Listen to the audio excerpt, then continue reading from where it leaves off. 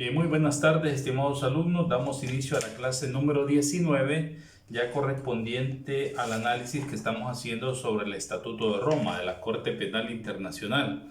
Este es otro instrumento internacional muy importante para la vida jurídica de nuestro Estado, pues porque somos suscriptores del Estatuto, ¿no? Desde el año 2016, nuestras autoridades gubernamentales ratificaron e hicieron el depósito de ley sobre este estatuto, y por lo cual ya acarrea consecuencias jurídicas a partir de esa fecha hacia adelante, si en un momento determinado pues hacemos uso de esta instancia judicial. Por el momento no tenemos ningún caso en proceso o en vía de investigación que la Corte Penal Internacional esté conociendo. Pero eso no tampoco es un problema, pues porque ya vamos a analizar a la luz del Estatuto de Roma cómo la Corte Penal Internacional tiene jurisdicción sobre nuestro país, ¿no? Y es algo muy importante, pues, por conocer esto, el procedimiento, y conocer en sí en qué consiste la jurisdicción penal internacional como tal. Muy bien. Haciendo un preámbulo de la clase anterior, habíamos hablado, yo les estaba explicando que este estatuto dio origen, sus discusiones, después de la Segunda Guerra Mundial, precisamente con el cometimiento de crímenes de lesa humanidad, genocidios, barbaries que se dieron a lo largo de la historia, ¿no? Y en aras de ir buscando un freno hacia ese tipo de delitos, es que los diferentes estados se crean, los diferentes estados se reúnen para discutir la posibilidad de crear una corte internacional con jurisdicción penal y consecuentemente pues su estatuto como tal. Es así como empiezan a discutirse el Estatuto de Roma. Se le llama así porque fue en Roma donde se concluye ya el articulado y donde se presenta un documento formal hacia los estados para que estos lo puedan empezar a suscribir en el año de 1998. Decía de que cuando nuestros representantes fueron allá, hicieron un par de observaciones, por lo cual El Salvador en un primer momento no dio los votos para adherirse a este estatuto. Sin embargo, pues sí lo aprobó, pero no dio su beneplácito pues para traer el proyecto y someterlo ya a la discusión de la Asamblea Legislativa. En el sentido pues de que hicieron algunas observaciones, como por ejemplo, lo dije en la clase anterior, lo relativo a las penas, que consideraban la pena perpetua pues reñía con nuestra Constitución y con nuestras leyes secundarias. El tema de las inmunidades o de los privilegios que tienen algunos funcionarios y que para ser sometidos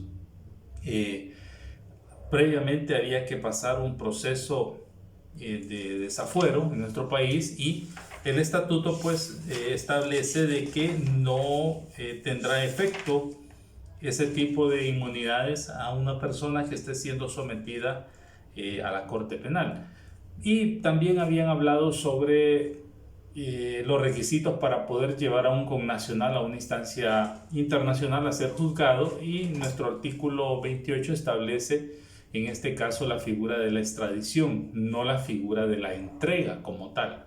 El Estatuto de Roma, establece la figura de la entrega de una persona y no de extradición. Entonces decían los abogados en ese momento, bueno, nuestra Constitución no establece la figura de la entrega y esta se rige por otras circunstancias. Nosotros contemplamos la extradición, y la extradición se rige en un primer momento porque haya un tratado con otros estados, y en este caso tendría que existir un tratado con esta institución, pero que establezca la figura de la extradición o entrega, y en tanto pues haya reciprocidad también con otros estados. Entonces esos eran dentro de los parámetros que habían establecido nuestros representantes, y por lo cual no se aprobó. Pero es hasta el año 2016 que se logran los votos, se sigue el proceso de discusión en la Asamblea como ya conocemos, y se aprueba el estatuto y ya es ley de nuestra República. Es decir, es ley secundaria y tiene jurisdicción sobre nuestro país. Ahora, quiero empezar a hacer un análisis de este instrumento jurídico y en un primer momento decirle de que este instrumento jurídico se compone de dos partes. Por ejemplo, una parte meramente sustantiva u orgánica, sustantiva y orgánica mejor, sustantiva y orgánica, y otra parte procedimental. En la parte sustantiva pues encontramos las figuras delictivas sobre los cuales tiene competencia la Corte Penal Internacional. En la parte sustantiva, repito, encontramos las figuras delictivas sobre las cuales tiene competencia la Corte Penal Internacional. Encontramos también su ámbito de competencia a través de la temporalidad. Encontramos el ámbito de competencia a través de la temporalidad. Ya la ley establece de que la Corte va a tener competencia sobre los crímenes que se cometan o que cometa alguna persona del Estado posterior a la entrada en vigencia o posterior a la ratificación que el Estado haga como tal. También dentro de la parte sustantiva, bueno, tenemos las penas, los delitos, tenemos las penas también que pueden establecerse ante el juzgamiento de una persona. Ahora ya en la parte orgánica como tal comprende establecer en cuántas dependencias se divide la Corte Penal Internacional, y tenemos por ejemplo la Secretaría de la Corte, tenemos la sección de cuestiones preliminares, tenemos la sección de apelaciones también. La Corte, la Secretaría, la sección de cuestiones preliminares, la sección de apelaciones, la Fiscalía de Investigación, Fiscalía General de Investigación también. Estos cuatro instancias forman parte de lo que es el aspecto orgánico de la Corte Penal Internacional. También tenemos una parte procedimental, y esta parte comprende los principios procesales sobre los cuales lógicamente se desarrolla, valga la redundancia, el proceso en esta instancia, ¿no? Las garantías procesales sobre las cuales se va a juzgar una persona. También comprende las diferentes etapas del proceso, una etapa investigativa, una etapa de cuestiones preliminares, ¿sí? Una etapa de juicio y una etapa de apelaciones también. Repito, una etapa de investigación o cuestiones preliminares, una etapa de juicio y una etapa de apelaciones como tal. Y dentro de esto, bueno, también comprende pues algunas circunstancias de colaboración o cooperación que los estados deben de dar a esta institución, a este tribunal supranacional para el funcionamiento como tal. Entonces, es un estatuto bastante completo, definitivamente bastante completo, a diferencia si hacemos la comparación con el Estatuto de la Corte Internacional de Justicia, que es el órgano judicial de las Naciones Unidas como tal. Hay una diferencia porque este pues está más completo, más detallado, especificado dentro de las funciones que competen. Ahora, haciendo esta introducción, es importante mencionar cómo la creación de la Corte en su preámbulo reconoce dos cosas importantes. Uno, reconoce que es un organismo dependiente de las Naciones Unidas. Dice, es un organismo dependiente de las Naciones Unidas. Y en tanto, pues, el Consejo de Seguridad como órgano coadyuvante también tiene participación en algunas veces en los procesos que se dan ante la Corte Penal Internacional. Entonces, dentro del preámbulo se establece, dentro de los aspectos importantes, primero que es una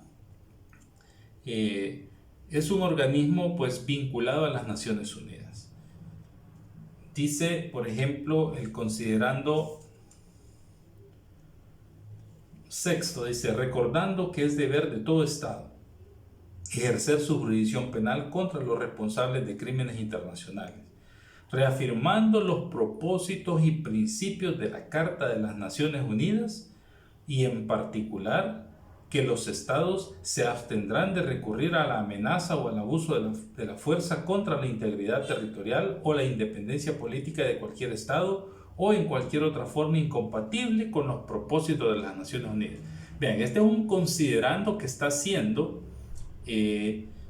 los creadores del Estatuto de Roma, pues para darle el vínculo con las Naciones Unidas, para establecer que es un organismo meramente relacionado con las Naciones Unidas.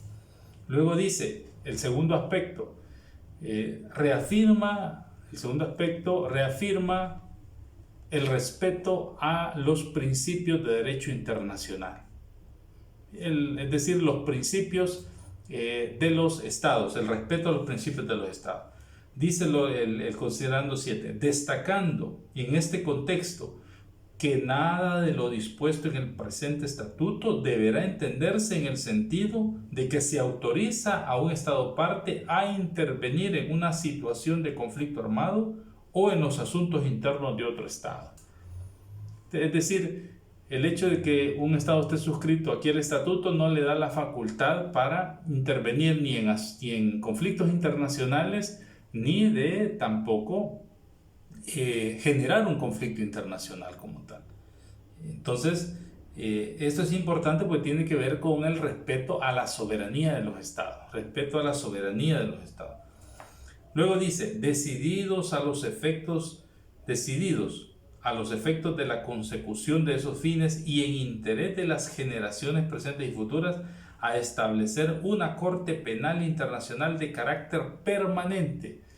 Cuando hablamos de carácter permanente, recuerden cuando estudiamos lo que son los tratados, contratos y los tratados ley. Entonces aquí se reafirma cómo este estatuto es un tratado ley, una institución de carácter permanente, no es ni provisional ni transitoria, etcétera, sino que de carácter permanente, un tratado ley independiente, dice, y vinculada con el sistema de las Naciones Unidas. Aquí lo reafirma, vinculada con el sistema de las Naciones Unidas, que tenga competencia sobre los crímenes más graves de trascendencia para la comunidad internacional en su conjunto.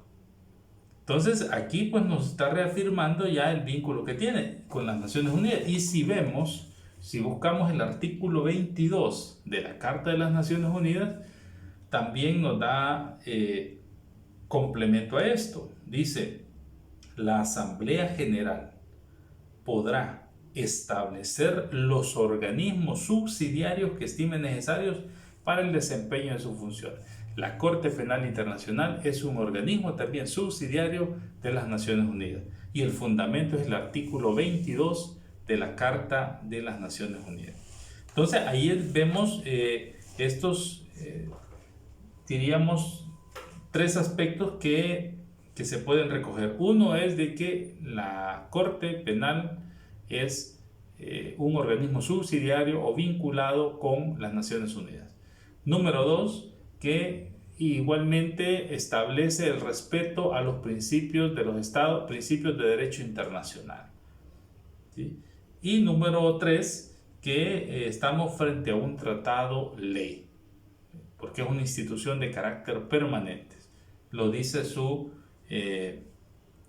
normativa constitutiva como tal.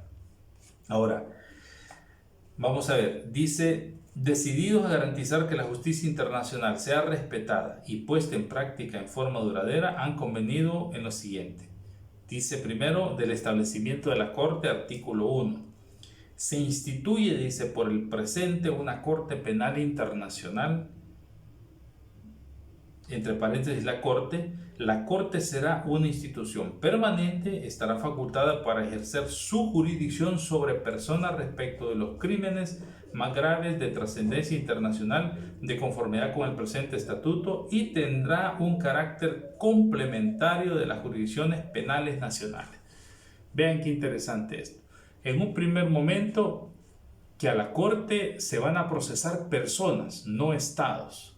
Distinto en la Corte Internacional de Justicia. Allá se procesan estados. Aquí se procesan personas.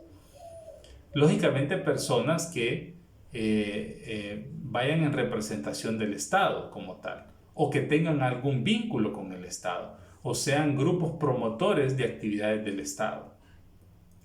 En un primer momento, cuando hablamos de esto de la jurisdicción del Estado, acordémonos de la jurisdicción sobre las personas también, acordémonos que el derecho puede ir cambiando y se va a ir moldeando en la medida en que las conductas de la sociedad vayan cambiando, vayan apareciendo, se vayan transformando, etc.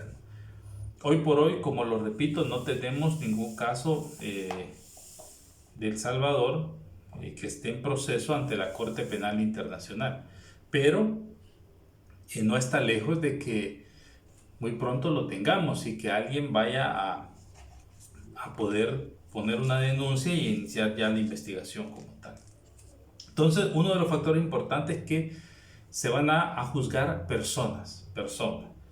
El segundo aspecto dice, para ejercer jurisdicción sobre personas respecto de los crímenes más graves de trascendencia internacional, de conformidad con el presente estatuto y tendrá carácter complementario de las jurisdicciones penales nacionales. Esto es importante, hablar de la complementariedad que tiene la competencia de la Corte. En palabras sencillas, significa de que un ciudadano no puede iniciar un proceso primero ante la Corte Penal Internacional y luego continuarlo acá. Tienen que agotarse todas las medidas, los mecanismos jurisdiccionales establecidos por nuestra Constitución y leyes secundarias para que pueda acudir en un momento determinado a la instancia supranacional o a este tribunal supranacional. Ahora, ¿cómo podemos entender? Bueno, alguien puede decir, pero ¿cómo entiendo yo la complementariedad? ¿En qué momento sé que la Corte ya se le activa su carácter complementario? ¿En qué momento se puede establecer eso? Porque alguien puede decir, mire, aquí me absolvieron, por ejemplo, absolvieron, dice la víctima, absolvieron al imputado sobre estos crímenes. Pero yo no estoy conforme, entonces quiero presentar una demanda ante la Corte Penal. Ahora, aquí surge una pregunta, bueno, y si ya se procesó acá internamente, ¿no podría alegarse el nihil in idem allá ante la Corte Penal Internacional? ¿Tendrá efecto esa garantía? El estatuto la reconoce y sí tiene efecto. Si se ha investigado legalmente y esa resolución de absolución fue conforme a derecho, respetando la legalidad y se resolvió de esa manera, pues porque eso era lo que había, pues entonces no procedería la competencia de la Corte ante tal instancia. Entonces aquí nos da un parámetro para establecer entonces en qué momento puede aparecer ya la complementariedad y decir la Corte, ahora sí yo soy complemento de la jurisdicción nacional. En dos circunstancias. La primera es cuando en realidad el Estado no haya querido investigar o si ha investigado y ha llevado el caso ante las instancias judiciales, se logra demostrar que ha habido un prevaricato, fraudes procesales, actos arbitrarios, etc. Es decir, hubo una investigación totalmente contaminada. Cuando se da esas circunstancias, entonces sí, y se logra demostrar, sí se puede llegar, ahí no aplica el nihil in idem, ya lo vamos a ver más adelante. Ahí no aplicaría alegar un nihil in idem de parte de la defensa del imputado, porque se logra demostrar esas circunstancias. Esa es una.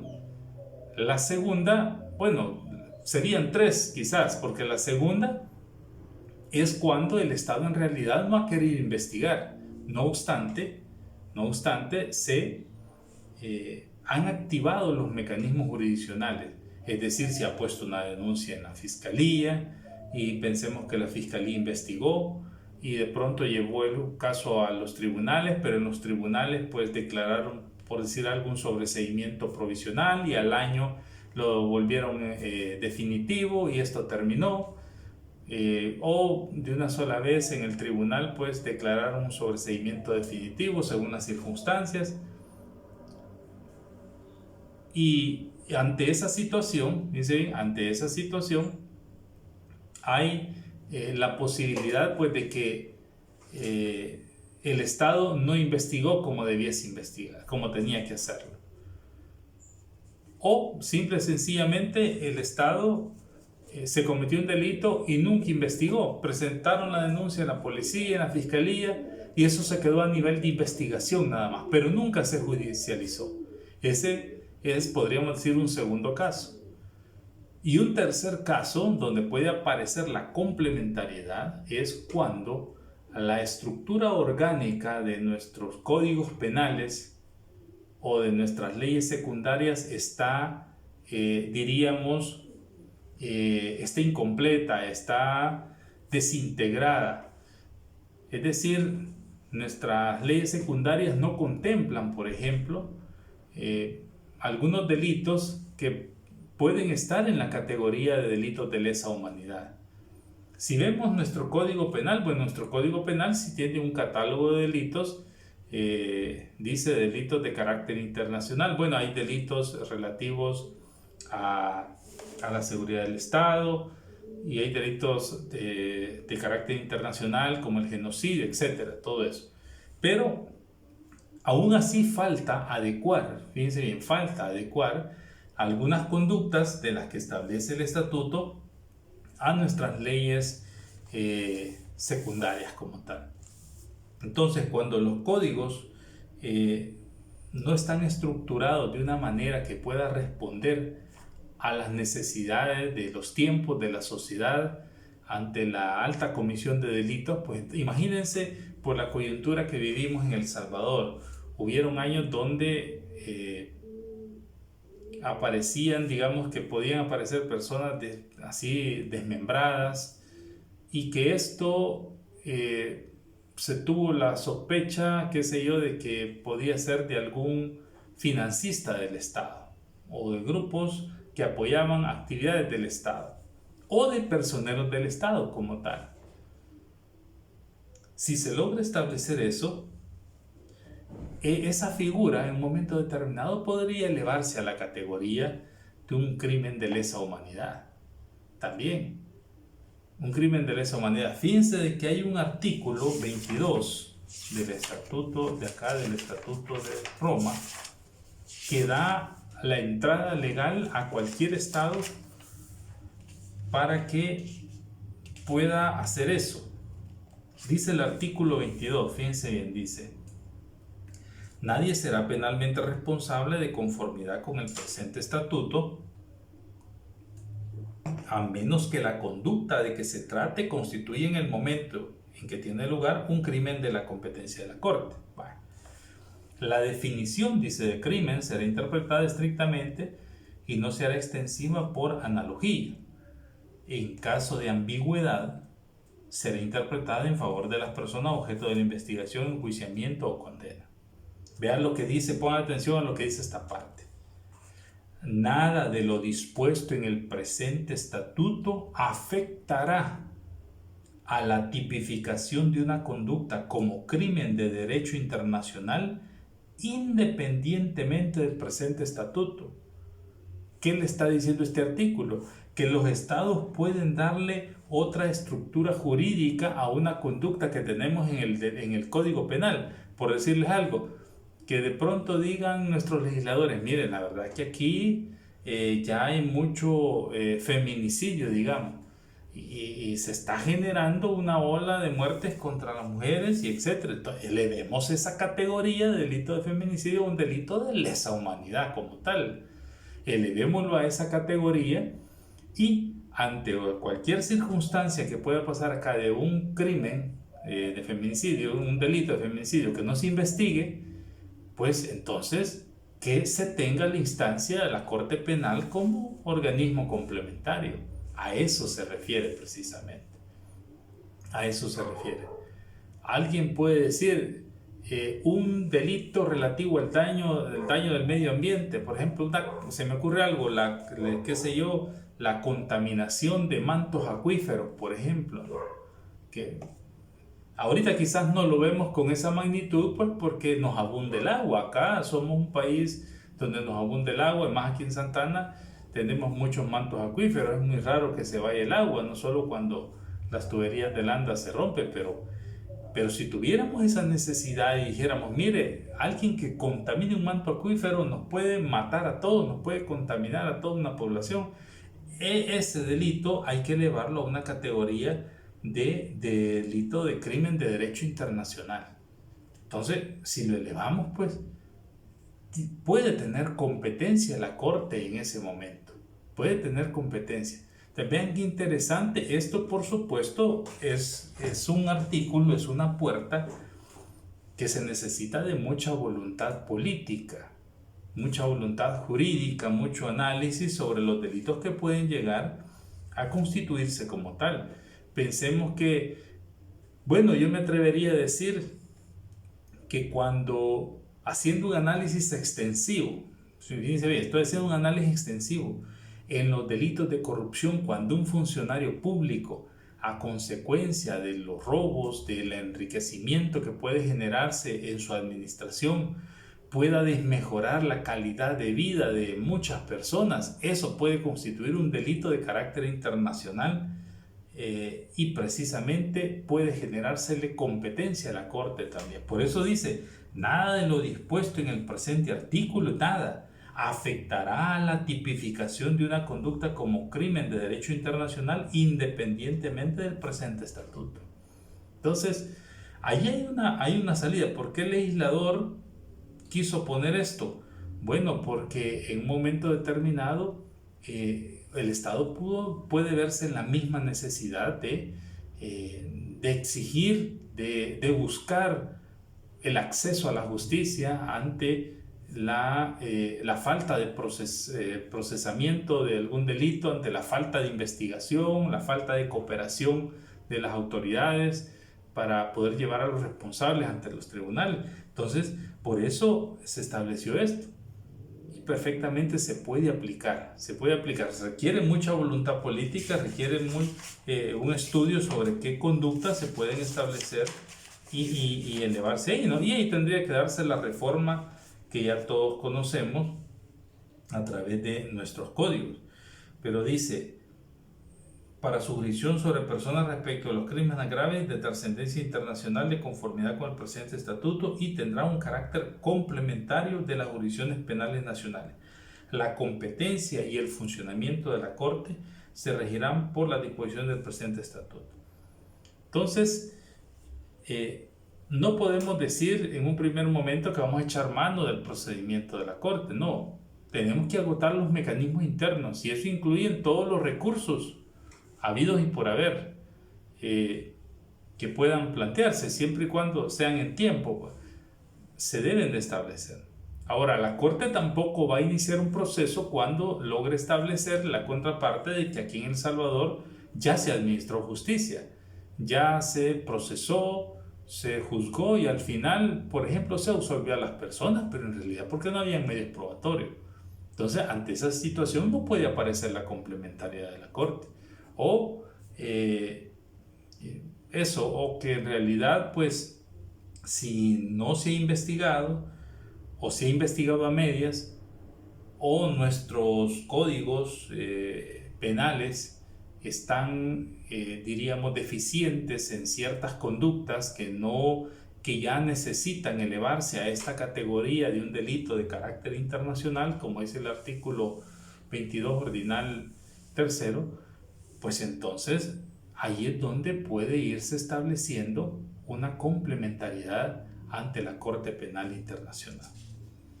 Es interesante pues ver cómo esto sucede también o tiene una buena aplicabilidad en las sociedades que han pasado conflictos internos, ¿no? Cuando se está construyendo la justicia transicional, que tiene que ver con aspectos de verdad, de reparación, de no repetición de los actos, de los hechos atroces que vulneraron derechos humanos, pues aparece también o es pertinente que aparezca la Corte Penal, ya que, bueno, son delitos donde las instituciones de gobierno, especialmente los cuerpos de seguridad, han participado y esa pues es una razón más que suficiente para que no se investiguen como tal. Bien, nos vamos a quedar hasta acá y continuamos en la siguiente.